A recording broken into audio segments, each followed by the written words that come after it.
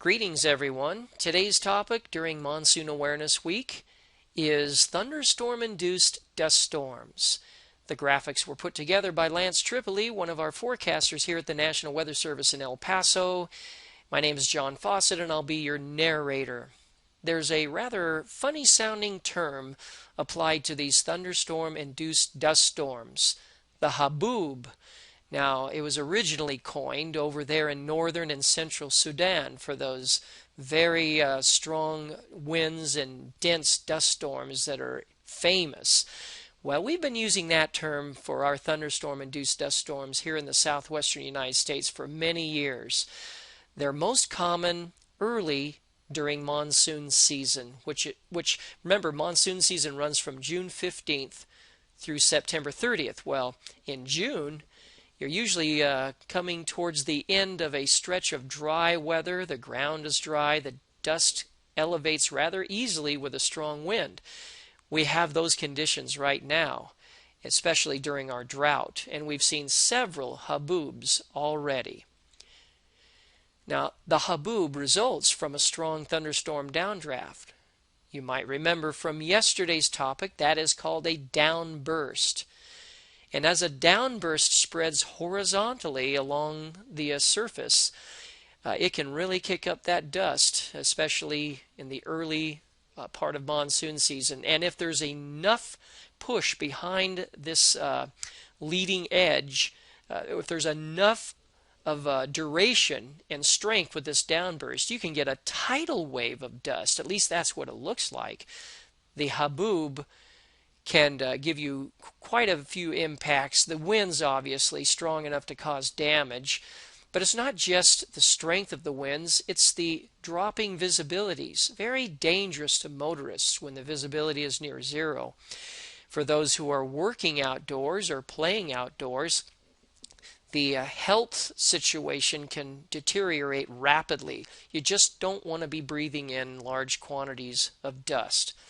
So what do I do if I see a wave of dust coming at me ahead of that thunderstorm? Well, remain indoors and close the windows.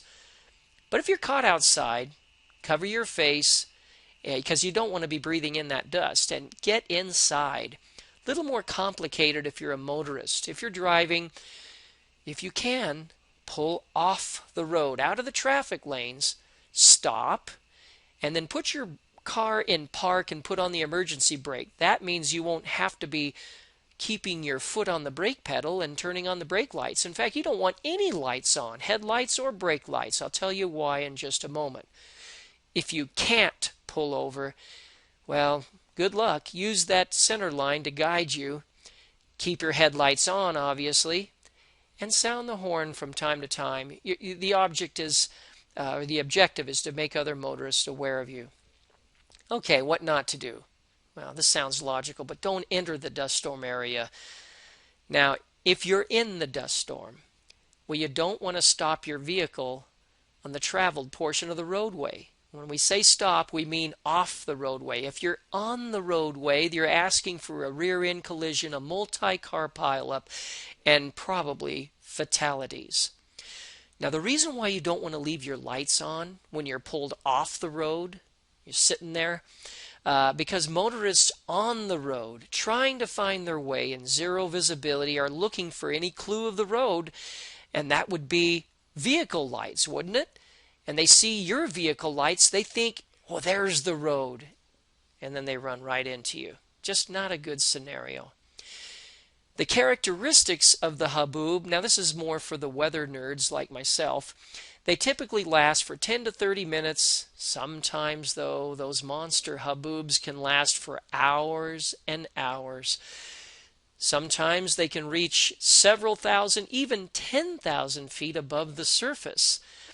Now, as they channel through gaps and passes in terrain, the winds can intensify, and that would also intensify the blowing dust situation.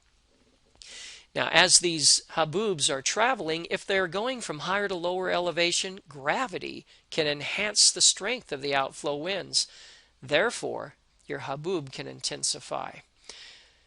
Well, there you have it, yet another hazard that can be encountered during monsoon season. Tomorrow, Monsoon Awareness Week concludes with heat stress. Do not underestimate heat, the silent killer. That's a topic you will not want to miss. Please join us tomorrow. Thank you.